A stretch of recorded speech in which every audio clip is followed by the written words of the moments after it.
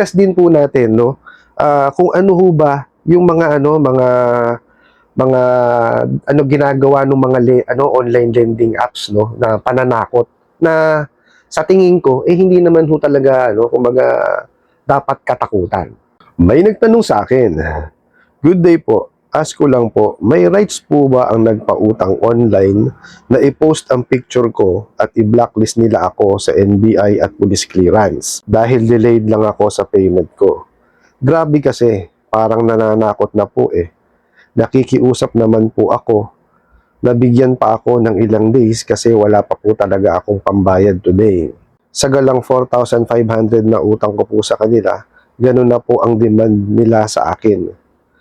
Ano po kayang pwede kong gawin, sir? Kasi as in gipit pa po talaga ako now. Hindi po sila makaintindi. Sana po matulungan niyo po ako kung anong dapat kong gawin.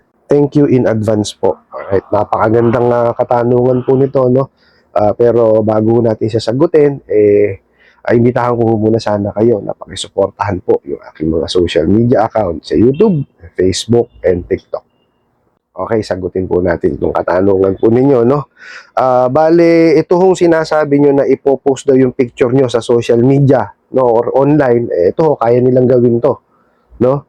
Kaya ho, talaga, diyan sila notorious, no? Itong mga damuhong mga online lending apps na to, no? Pero ho yung NBI police clearance, no, hindi ho kayo niya kayang i-blacklist. Later po i-discuss natin 'yan, no.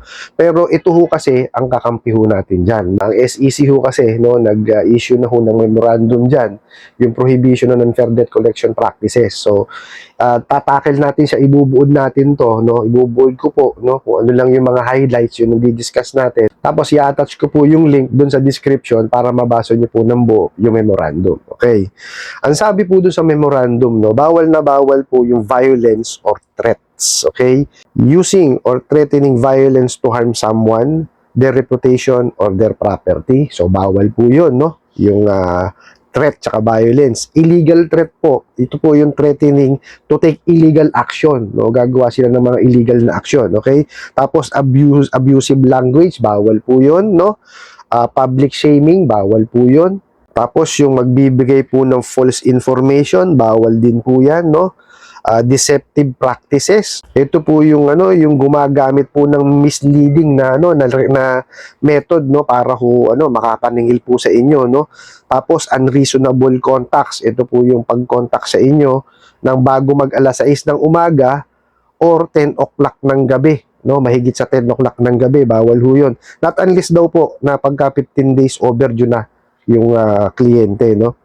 Tapos harassing po, ito yung importante, no, yung harassing contacts, no? Ito po yung tinatawagan po nila, sinisingil pati yung inyong mga nasa contact list, bawal po daw iyon, no?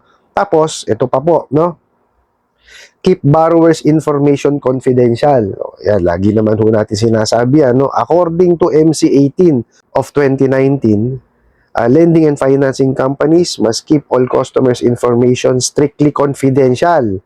However, there are exemptions, no? May exemptions daw po, no, where information can be disclosed. So ito po pwedeng i-disclose, no? Ito po yung mga exemption, no? Pagka po yung borrower may written consent daw po. Tapos pwede raw po i-disclose sa financial institution, credit information bureaus, tsaka sa mga lenders daw po. Tapos when required by court order or government agencies, tapos to an agent of financing or lending companies, ano po?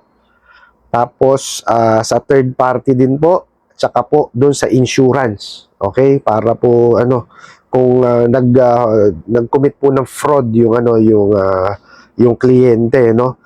Tapos pwede daw po din, no, na gumamit ng outsourcing services, no?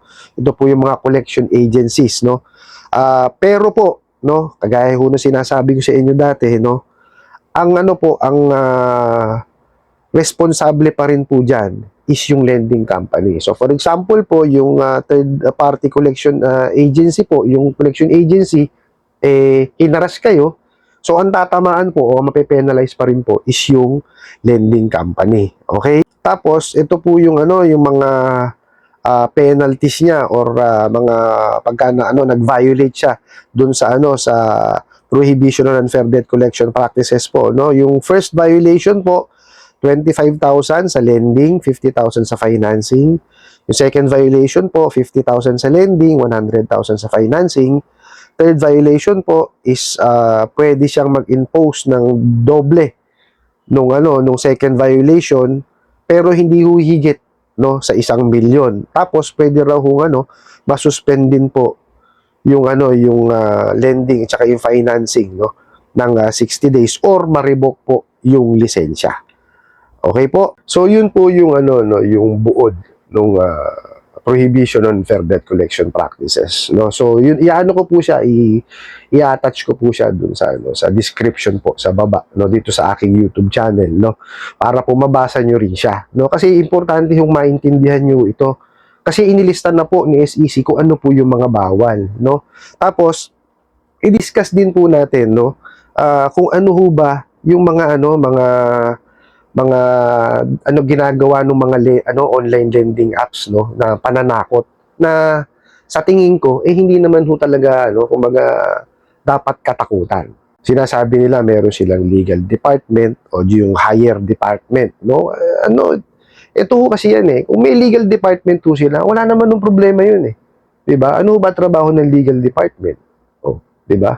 Para para i-assess kung talagang for legal na yung account na yun. So papadala nila ng demand letter, 'di ba? Kaya lang make sure po na yung demand letter is tama or naaayon. Kasi ang demand letter po napakasimple lang. Okay? Date, pangalan ho nung bibigyan ng demand letter, saan naka-address, body ho nung demand letter. Yung body ho ng demand letter, syempre, ito yung nagdi-demand ka na kumbaga sinisingil mo na siya, dinidemand mo na yung payment. Tapos ilagay mo rin doon sa body na in the event na hindi makabayad, ito yung magiging consequence. No? Tapos pirmahan nyo na. Pirmahan na ng abogado nyo.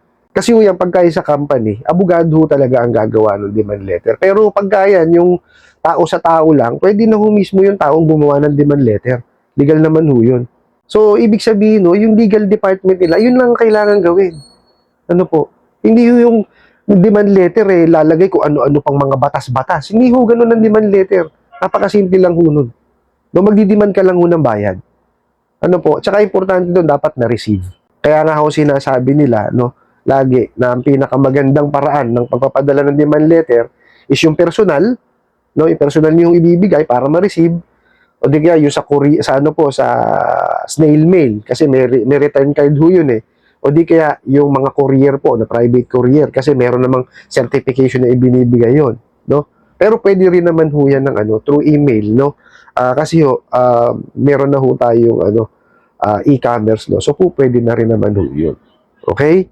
So yun po yung no? Tapos meron pa ho yan, kagaya nung sinabi nyo, blacklisting sa NBI, sa PNP. Kalokohan ho yun, no? Hindi ho kayo maba-blacklist, no? Kumbaga ho, yan ganito yan. Para ho kayo magkaroon ng record sa NBI tsaka sa PNP. Ano po, dapat ho may napatunayan ho muna sa korte na nilabag kayong krimen, no? Yun ho, magkaka-record kayo. Wala akong blacklisting. Okay? Yung yung sinasabi kasi nila yung sa mga yun nakita niyo yung mga wanted. Yun yung mga grave na mga kaso. Pero yung ganito ho sa utang, hindi pa lang ho kayo nakakabayad. Hindi ho kayo lalagay niya wanted ba? Ano ba, sobra naman ho yata yun. Hindi pa lang ho kayo nakakabayad wanted na kagad kayo. Di ba? Tapos meron din ho silang sinasabi yung blacklisting din daw po sa SSS, GSIS, Pag-ibig o whatsoever naging yung sa trabaho.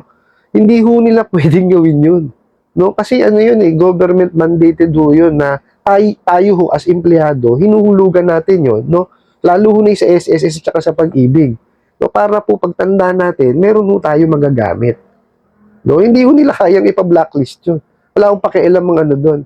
Ang SSS, GSIS, or even PhilHealth or Pag-ibig. Ano po? Tapos may sinasabi rin ho sila, blacklisting daw po sa CIC tsaka sa NFIS. Hindi, wala hong blacklisting ang NFIS tsaka ang CIC. No? Sila ho is imbakan po ng basic records po, no, mga credit history po ninyo. No, yung history po ng hindi niyo yung mga nahiram ninyo, no? Yung CIC po kasi positive and negative ang nakalagay doon. No, sa NFIS po kasi negative lang. Wala hong blacklisting no sa NFIS saka sa CIC. No, actually tayo nga sa Pilipinas, wala nga tayong credit scoring eh.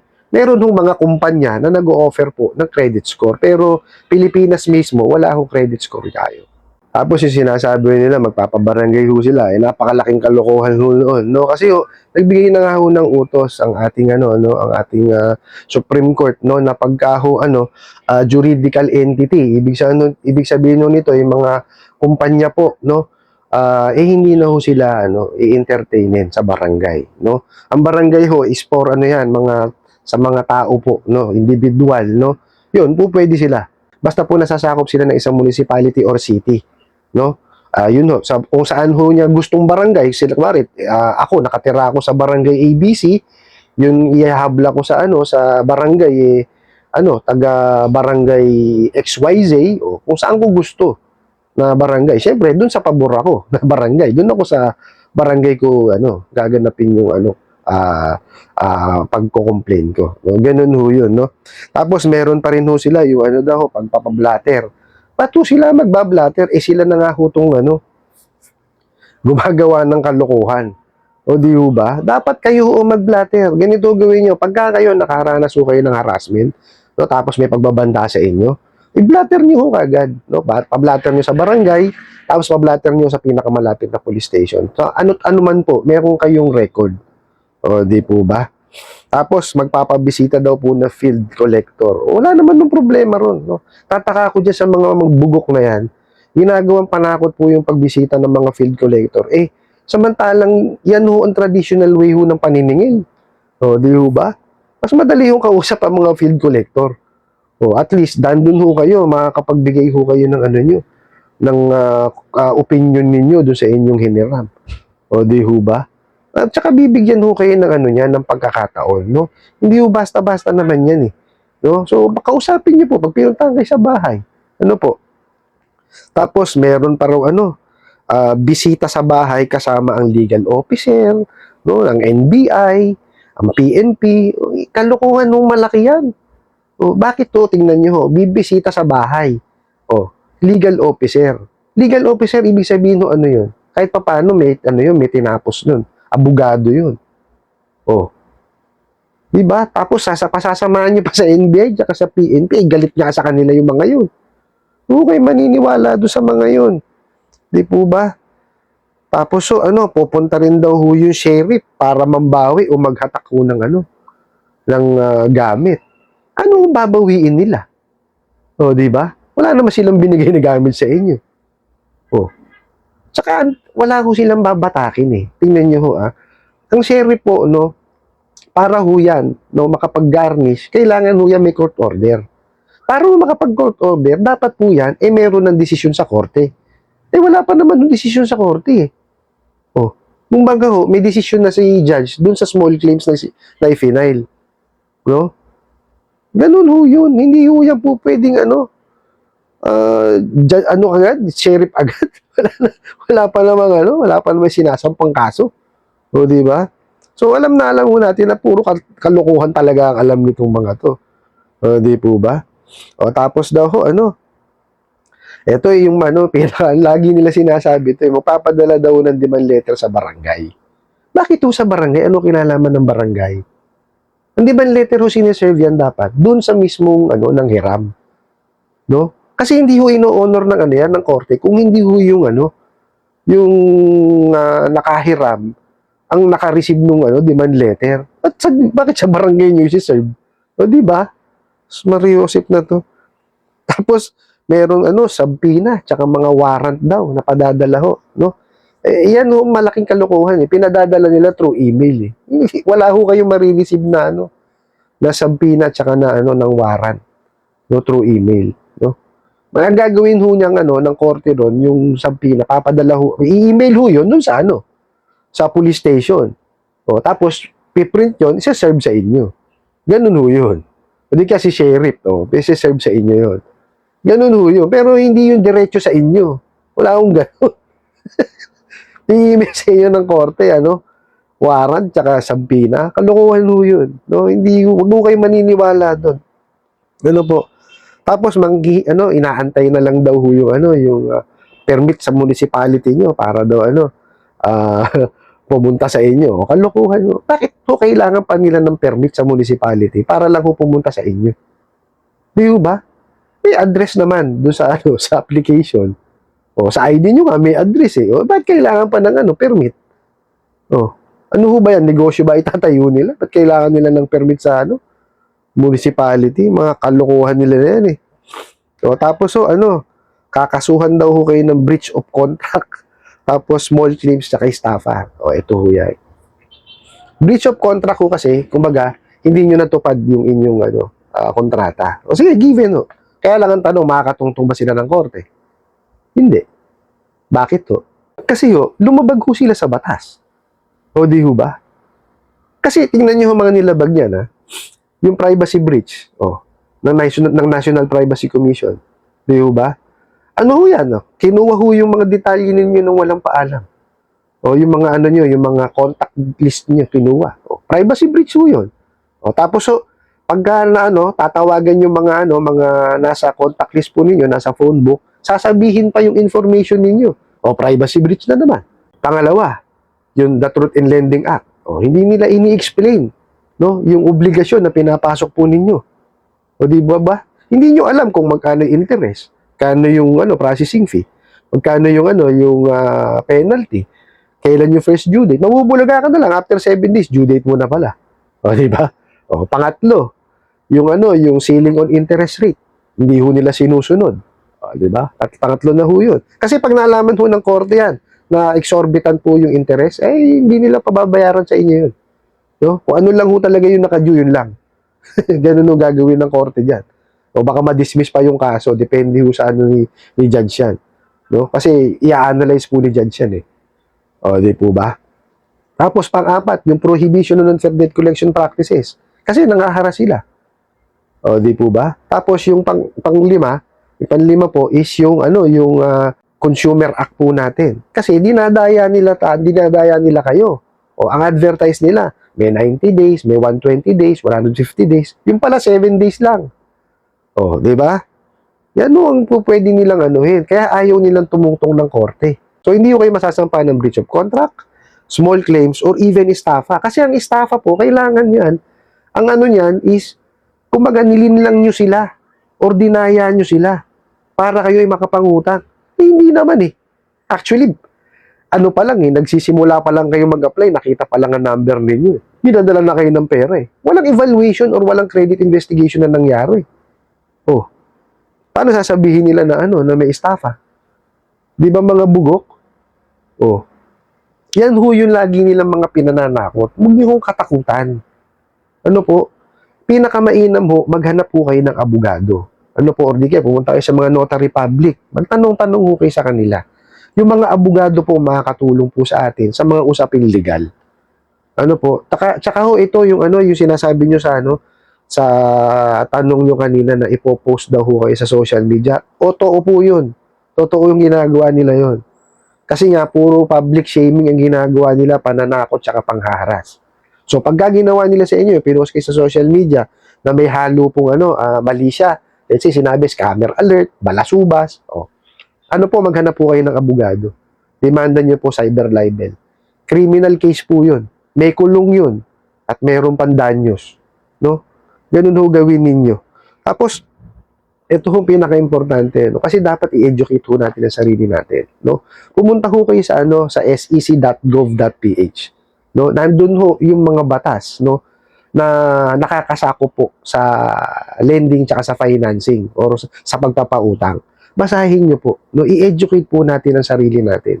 Kasi ang nangyayari, pag may dumaan ho sa feeds natin, let's say sa Facebook, nakita o pwede magpautang, at kiklik na agad na. Wag ho ganun. Pag-isipan ho nating maigi. Hindi ho porkit na nangangailangan tayo, ikiklik na natin kagad o hihiraman na natin kagad. Dapat to alamin ho natin.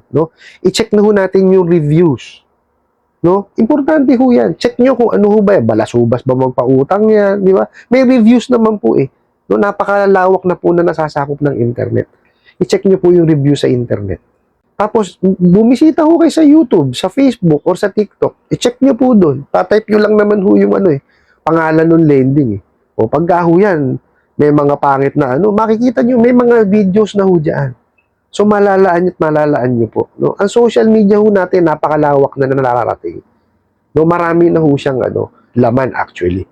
Ilagay, type nyo lang ho yung pangalan ng online lending apps. O, makikita nyo ho kung tabalaso-baso yan o hindi. No? Gawin nyo ho yun, no? Para ho, kayo, ma-educate kayo. Hindi lahat ho ng pwedeng utangan. Ikiklik, papatulan nyo agad. Wag hong ganun. Pag-isipan nyo ho maigi. No? Kasi ho, nandun na ako, mabilis magpautang yung mga yan. Kaya lang, mabilis din magpasakit ng ulo. Oh, papayagan nyo ho ba na ibang tao kumontrol sa isip ninyo? Di po ba? Kasi yan ang gusto niyang mga yan. Oh, yung apatihin ng isip ninyo para kayo magkaroon kayo ng anxiety tsaka depression. O, di po ba? So, huwag niyo hong anuhin. Kumbaga, as much as possible po, bago kayo mag-click, bago kayo manghiram, alamin niyo ho muna. So, kasi, ang hirap po pagka yung nandun na kayo Kagaya ho ng mga nangyayari doon sa iba nating mga nanonood, di po ba? Nandun na sila. O, ngayon, nagkapatong-patong na po, di po ba? So, kaya ho ako nandito para ho kayo tulungan na at least maibsan ho yung iniisip po ninyo or kahit pa paano malaman nyo po yung mga tamang batas na para ho maintindihan nyo siya at least mai-apply nyo po, no? Hindi yung dapat hindi yung puro takot ho ang nasa isip po ninyo, no? Labanan nyo po yan, no? Kasi pagka nagkaroon kayo ng anxiety at depression, napakahirap po yan. Habang buhay nyo nung dala yan. Ano po? Napakahirap pong sakit yan, no? Alam ko ho yan kasi nangyari ho sa anak ko yan So, yung sinabi ko kanina, diniscuss ko nga sa inyo, prohibition and fair debt collection practices, tsaka po, yung mga ginagawa nilang panakot, huwag niyo anuhin yun, no? Yung link po, no, nung prohibition and fair debt collection practices, nandyan po sa description, dito po sa aking YouTube channel, basahin niyo po siya para maintindihan niyo po, at para at least alam niyo po yung inyong gagawin. At saka alam niyo po kung ano yung mga bawal, kasi inilista na po ni SEC kung ano po yung mga hindi dapat gawin. Ano po? Tapos yung mga pananakot nila, hindi, pananakot lang talaga yun. Ano po? I hope nasagot ko po itong katanungan na to at sana po makatulong. Maraming salamat po sa inyong walang sawang pagsuporta at panonood sa aking mga videos. Maraming salamat po sa inyong pag-like, pag-share, pag-comment at pagtatanong. And kunin ko na rin po itong opportunity na to para imbitahan ho kayo na pakisuportahan po yung aking mga social media account sa YouTube, Facebook, and TikTok. Hanggang sa muli po. Yun lang.